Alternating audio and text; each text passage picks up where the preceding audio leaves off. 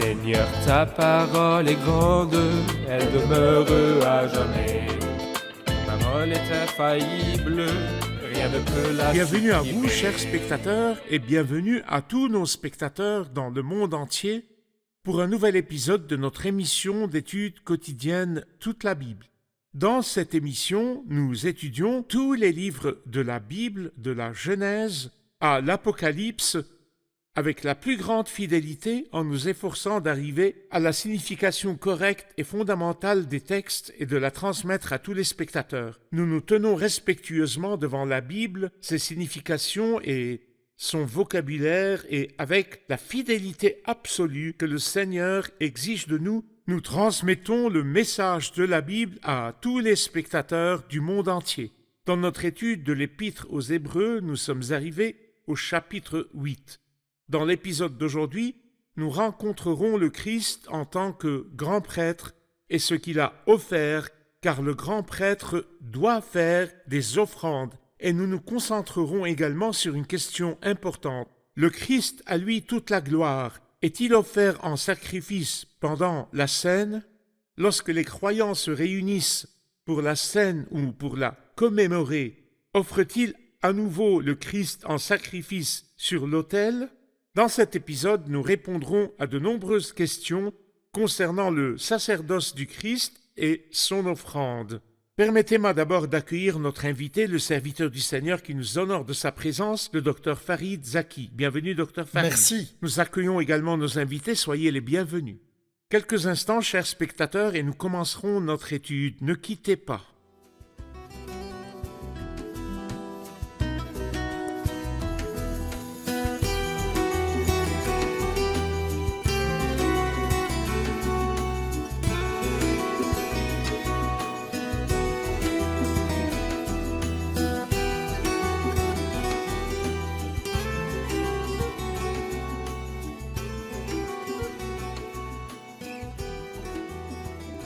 Bienvenue, Dr Farid. Merci, frère Aya. Nous sommes arrivés au chapitre 8 et la discussion se poursuit sur la personne du Christ en tant que grand prêtre. Je vais lire quelques versets puis revenir vers vous avec une question. Le point capital de ce qui vient d'être dit, c'est que nous avons bien un tel grand prêtre qui s'est assis à la droite du trône de la majesté divine dans le ciel et accomplit son service dans le sanctuaire, dans le véritable tabernacle, celui qui a été dressé par le Seigneur, et non par un être humain. Tout grand prêtre est établi pour présenter des offrandes et des sacrifices. Il est donc nécessaire que Jésus, lui aussi, ait quelque chose à présenter. Certes, s'il était sur la terre, il ne serait même pas prêtre, car là se trouvent les prêtres qui présentent les offrandes conformément à la loi. Or, il célèbre un culte qui n'est que la copie et l'ombre des réalités célestes. Moïse en avait été averti alors qu'il allait construire le tabernacle. « Regarde, lui dit en effet le Seigneur, et fais tout d'après le modèle qui t'a été montré sur la montagne. » Mais en réalité, Jésus possède un service bien supérieur, et ce d'autant plus qu'il est le médiateur d'une meilleure alliance, fondée sur de meilleures promesses. Verset 1, Dr Farid, le point capital de ce qui vient d'être dit, c'est que nous avons bien un tel grand prêtre qui s'est assis à la droite du trône de la majesté divine dans le ciel. Que veut-il dire par le point capital de ce qui vient d'être dit? Le point essentiel et le plus important de ces paroles dans cet épître. Parfait. Le thème principal. Il se concentre sur le sujet du sacerdoce. Parfait. Et cela n'est pas surprenant, car les chapitres 1 et 2 étaient une introduction à qui est le prêtre, il est le Fils de Dieu et le Fils de l'homme. Les chapitres 3 à 8, le cœur de l'épître, parle du sacerdoce du Christ, le grand prêtre qui est maintenant au ciel pour nous.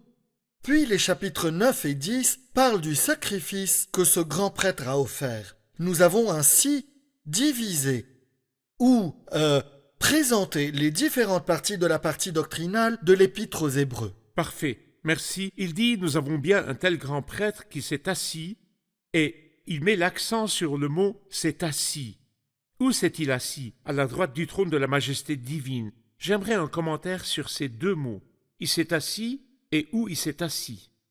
Il s'est assis signifie qu'il a achevé l'œuvre qu'il avait à faire. L'œuvre est accomplie. Le Seigneur Jésus a dit sur la croix la 6e parole, tout est accompli, j'ai achevé l'œuvre. Et cela, contrairement aux prêtres de l'Ancien Testament qui ne se sont jamais assis. Le chapitre 10 nous dit « Tout prêtre se tient chaque jour debout. Il se tenait debout tous les jours. Il ne s'asseyait pas. Un service continu parce que l'œuvre n'est pas accomplie, parce que les sacrifices sont insuffisants, parce qu'il n'y a pas de rédemption éternelle, parce qu'il n'y a pas de pardon pour les pécheurs du peuple juif. » Donc s'asseoir signifie L'achèvement de l'œuvre. Et deuxièmement, où s'est-il il assis? n'est pas nécessaire d'offrir autre chose. Non, bien sûr que non. Allez-y.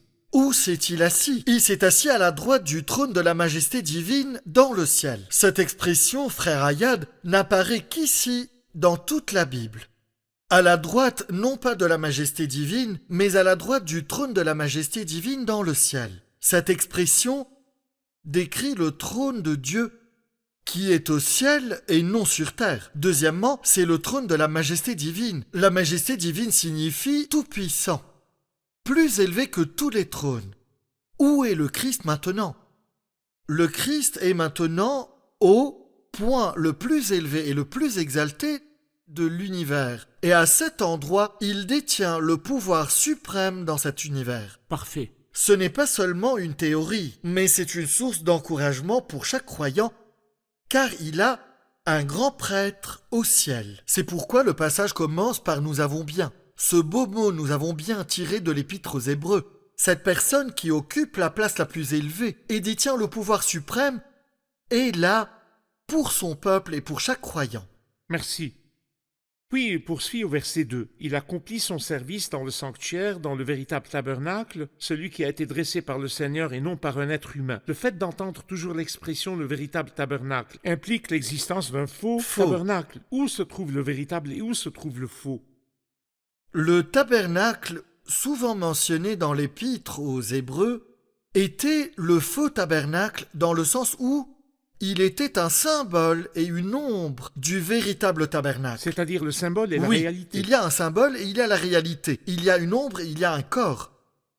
Le symbole était sur terre, mais la réalité, bien sûr, est le ciel lui-même, où Jésus est maintenant entré, où se trouve le trône de Dieu, où Jésus est assis à la droite du trône de la majesté divine dans le ciel. Ainsi, lorsque nous contemplons, lorsque nous étudions le tabernacle, gardons toujours à l'esprit qu'il symbolise quelque chose de plus grand, qu'il symbolise le sanctuaire céleste, C'est vrai. le lieu de la présence de Dieu. Tout comme dans le lieu très saint, il y avait le propitiatoire, Oui, qui est le lieu de la demeure de Dieu. Le Christ est maintenant entré dans le lieu où se trouve le trône de Dieu. Exact. Ici-bas, il n'y a que l'ombre, mais au ciel se trouve la réalité. parfait. Et il est dit, tout grand prêtre est établi pour présenter des offrandes et des sacrifices. Il est donc nécessaire que Jésus, lui aussi, ait quelque chose à présenter. Puisque tout grand prêtre offre, qu'a offert le Christ en tant que grand prêtre? Il s'est offert lui-même. Et comme nous l'avons dit au chapitre 7, verset 27, qu'il s'est offert lui-même. Et parce que il est un très grand prêtre, il n'y avait personne de plus grand que lui pour l'offrir en sacrifice. Et parce que le sacrifice était si grand, il ne pouvait y avoir de plus grand prêtre que lui pour l'offrir. Le Christ s'est offert lui-même en sacrifice comme nous l'avons lu. Ici, je tiens à souligner un point important. Le but principal de la venue du Christ dans le monde n'était pas de donner de grands enseignements, ni d'établir une religion, ni de rassembler des disciples, mais il est venu pour donner sa vie en rançon pour beaucoup, comme il l'a dit. Quiconque pense que le Christ est venu uniquement en tant qu'enseignant ou réformateur social, et cela est vrai, ce n'est pas faux, il a offert de grandes choses, il n'y a pas de plus grandes, mais son objectif premier était de s'offrir lui-même en sacrifice. L'expression « il s'est offert lui-même », docteur Farid, que nous parlions du Christ comme grand prêtre ou non, car certains prétendent qu'il n'est pas mort, tandis que d'autres disent qu'il est mort parce que les Juifs et les Romains L'ont crucifié. l'ont crucifié Oui. contre sa volonté. Oui. Je voudrais donc me concentrer sur ces données lui-même dans cette perspective. Oui. Est-il mort? Oui, il est mort. Mais comment est-il mort? Comment s'est-il livré à la mort? Oui. allez-y. Quand il a été arrêté, sa question claire était « Qui cherchez-vous » Ils lui répondirent « Jésus de Nazareth ». « C'est moi !» Ils tombèrent par terre. Il a attendu qu'il se relève. « Qui cherchez-vous » ? « Jésus de Nazareth. »« Je vous ai dit que c'est moi. » « Si donc c'est moi que vous cherchez, laissez partir ceci. » C'est ce que dit l'histoire. Deuxièmement, les commentaires des auteurs du Nouveau Testament confirment que le Christ a donné sa vie. Christ a aimé l'Église. Il s'est donné lui-même pour elle. Le Christ, en tant que médiateur, il a donné sa vie en rançon pour beaucoup.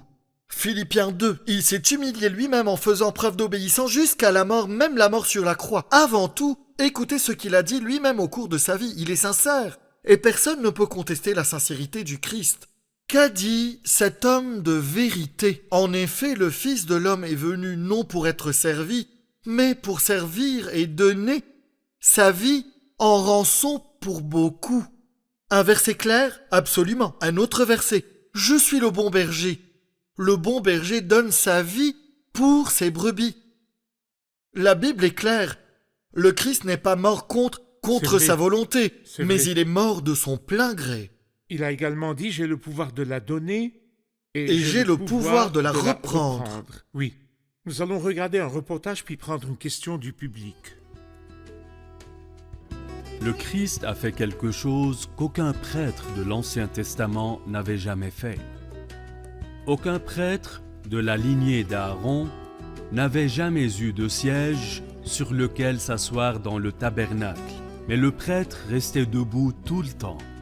Quant au Christ, nous lisons qu'il est assis à la droite de la majesté divine dans les lieux très hauts, et nous nous demandons pourquoi.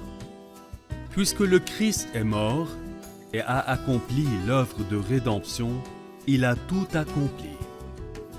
Il s'est donc assis à la droite du Père parce qu'il a accompli notre rédemption et il nous demande seulement de l'accepter comme le Sauveur et Rédempteur de nos vies.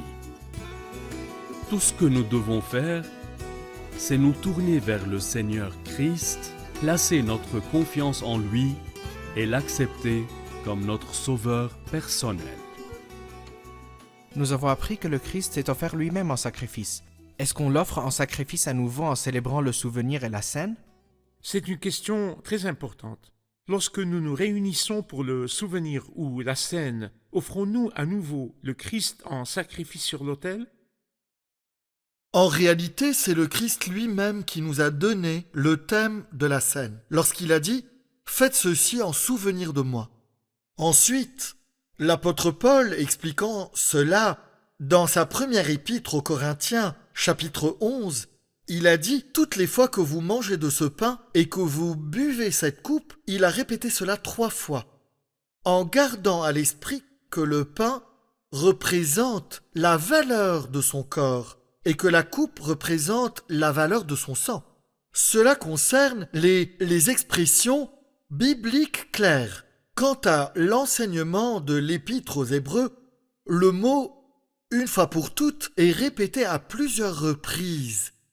Nous le lisons par exemple au chapitre 7. Le Christ s'est offert lui-même en sacrifice une fois pour toutes. Puis nous le voyons au chapitre 9. Il est entré une fois pour toutes dans le lieu très saint. Il nous a ainsi obtenu un rachat éternel. Lorsque nous y arriverons, je dirai le nombre de fois et réciterai les versets, le mot « une fois » ou « une fois pour toutes ». Cela signifie qu'il n'y a pas de répétition du sacrifice.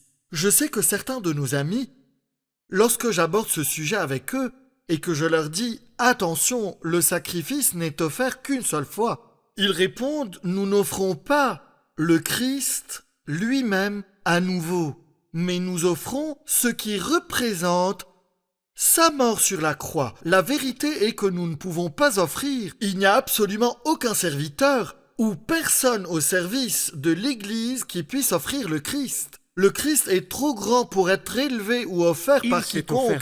Il s'est offert lui-même. Qui est aussi grand que lui ? Personne. Et qu'est-ce qui est aussi grand que son sacrifice ? Rien. Rien. Le grand a offert la grande chose. C'est pourquoi nous acceptons l'œuvre et nous en faisons le souvenir. Ainsi, il s'est offert une fois pour toutes Et l'œuvre a été accomplie. Et l'œuvre a été Le fait que accomplie. je vienne plus tard et que je dise que j'offre signifie que son œuvre était incomplète et que je la Exactement, complète, qu'elle doit exactement. être complétée. Mais ce que nous faisons le dimanche en commémorant, c'est commémorer ce que lui a offert sur la croix. Il y a un beau cantique qui dit « Vous qui recherchez la justice, reposez-vous. Jésus a tout accompli. L'agneau a payé toutes mes dettes. C'est pourquoi. Il a dit, quand il est mort, tout est accompli. Parfait. C'est fini. Amen. Détendons-nous. Parfait, merci. Verset 4, nous avons convenu que l'épître aux Hébreux a une certaine structure linguistique et nous devons expliquer les expressions bibliques. Il est dit certes, s'il était sur la terre, il ne serait même pas prêtre, car là se trouvent les prêtres qui présentent les offrandes conformément à la loi. Or, il célèbre un culte qui n'est que la copie et l'ombre des réalités célestes. Moïse en avait été averti alors qu'il allait construire le tabernacle. Nous avons besoin d'une explication du verset 4. Que signifie s'il était sur la terre, il ne serait même pas prêtre? En d'autres termes, si nous voulions maintenant un prêtre sur terre, le Christ, dans toute sa gloire, ne conviendrait pas. Pourquoi? Pourquoi? Parce que le Christ était de la tribu de Juda, alors que le sacerdoce, Dieu a décrété et précisé qu'il devait provenir de la tribu de Lévi. Le Christ n'était pas de la tribu de Lévi, mais nous lisons au chapitre 7 que le Seigneur était de la tribu de Juda. Dieu voulait implicitement transmettre une idée à travers ces mots. Vous, Juifs, Hébreux, vous qui êtes devenus chrétiens, désirez-vous un sacerdoce terrestre et rituel ou désirez-vous un sacerdoce céleste? Voulez-vous l'ombre ou voulez-vous la réalité? Dans l'ombre, les prêtres étaient issus de la tribu de Lévi. En réalité, le Christ était issu de la tribu de Juda et il est maintenant prêtre au ciel. C'est l'idée qui se cache derrière À l'expression. la manière de Melchisédek. Melchisédek, en tant que figure, est antérieur à Abraham et antérieur aux tribus. Exactement. Il réunit en sa personne le prêtre et le roi. Exact. Puis il dit, lorsqu'il parle des prêtres qui sont sur terre, les prêtres sur terre célèbrent un culte qui n'est que la copie et l'ombre des réalités célestes. Moïse en avait été averti alors qu'il allait construire le tabernacle. Regarde, lui dit en effet le Seigneur, et fais tout d'après le modèle qui t'a été montré sur la montagne. J'aimerais un commentaire sur la construction du tabernacle d'après le modèle qui a été montré à Moïse sur la montagne.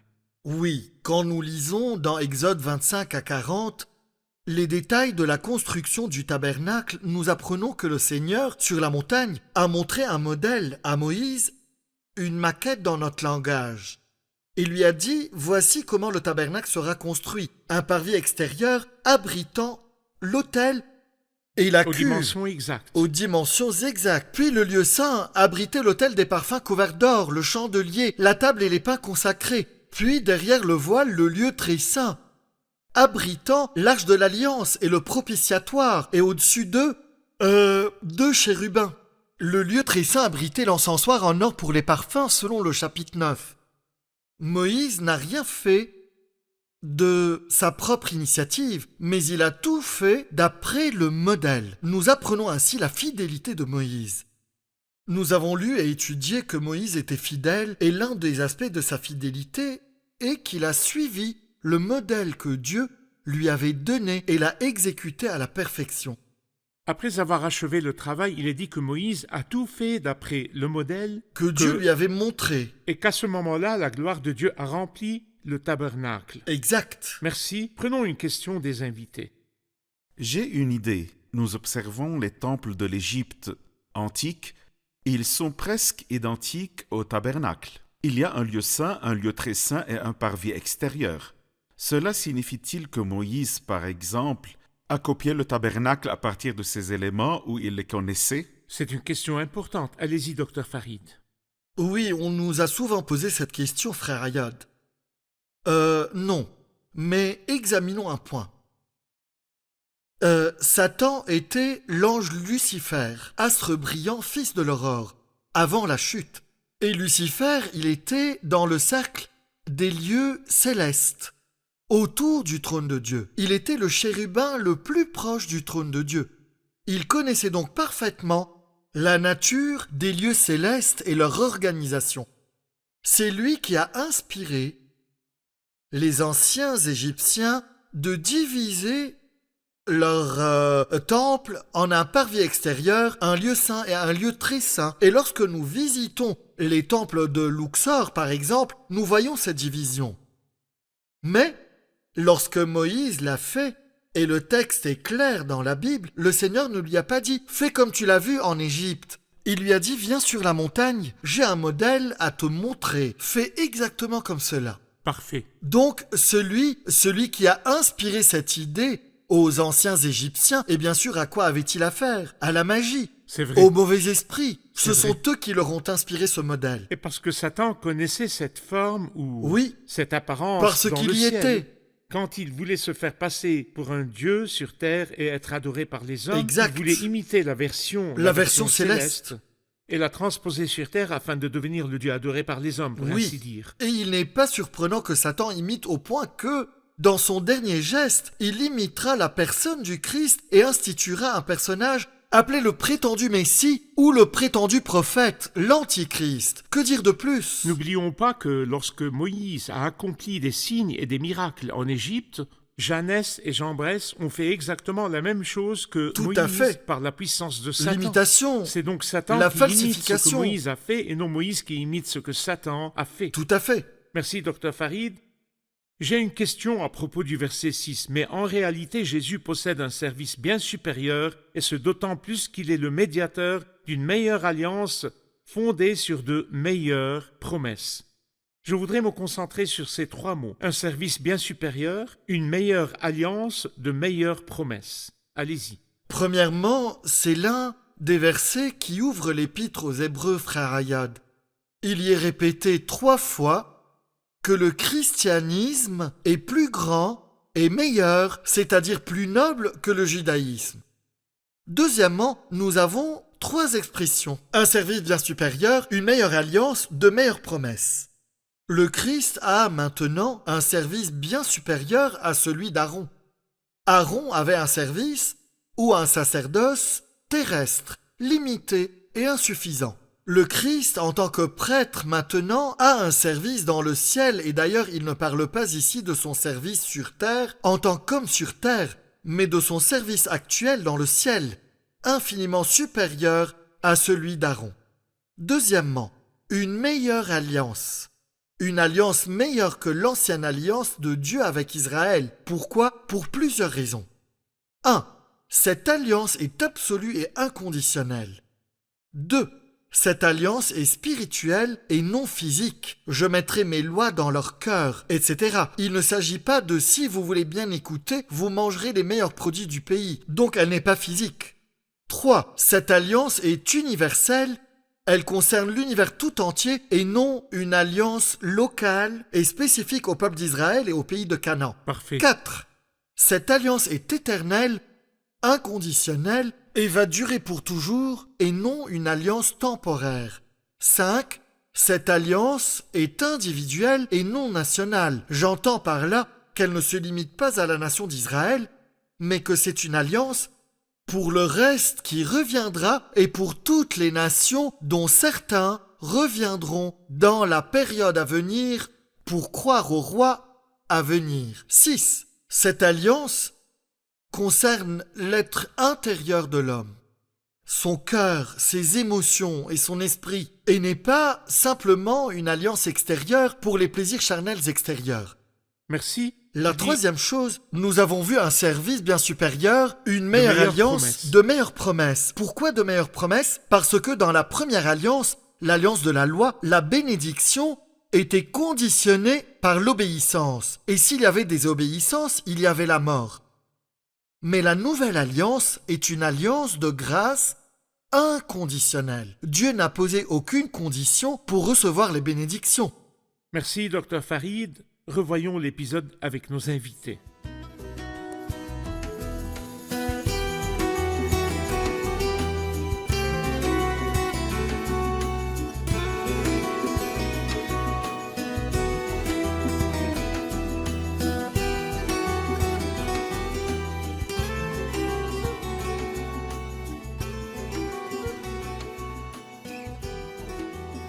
Bienvenue. Le verset 1 du chapitre 8 dit « Le point capital de ce qui vient d'être dit, c'est que nous avons bien un tel grand prêtre qui s'est assis à la droite du trône de la majesté divine dans le ciel. » Qu'est-ce que cela signifie? Le point capital de ce qui vient d'être dit signifie que le point essentiel de l'épître est que le Christ, en tant que grand prêtre, s'est assis dans les lieux célestes, ce qui signifie qu'il a accompli et achevé son œuvre. C'est pourquoi il s'est assis. Il s'est assis dans les lieux célestes, sur le plus grand de tous les trônes. Dans le plus grand des lieux, au sommet le plus élevé. Au sommet le plus Parfait. élevé. Parfait. Au verset 4, il est dit à propos du Christ, « Certes, s'il était sur la terre, il ne serait même pas prêtre. » Que signifie ce verset? Cela signifie que si nous voulons un prêtre sur terre aujourd'hui, ce prêtre ne peut pas être le Christ, car le Christ est issu de la tribu de Juda et non de la tribu de Lévi.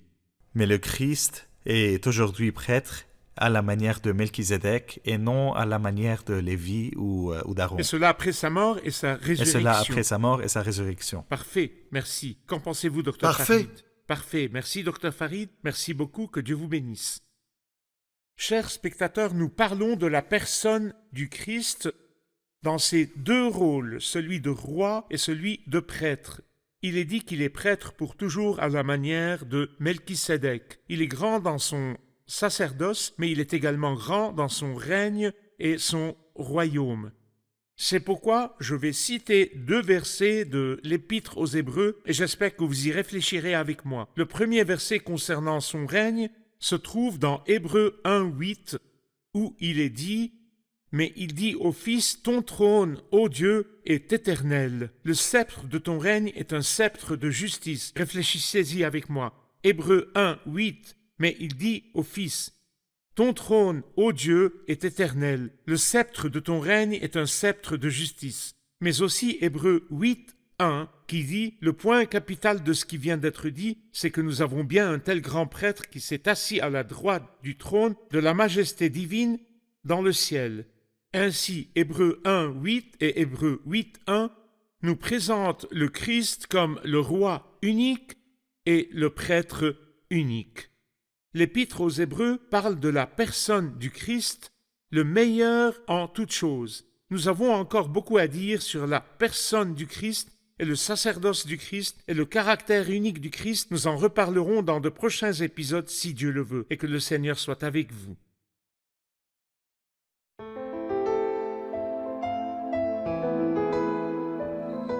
Seigneur, ta parole est grande, elle demeure à jamais. Ta parole est infaillible, rien ne peut la supprimer.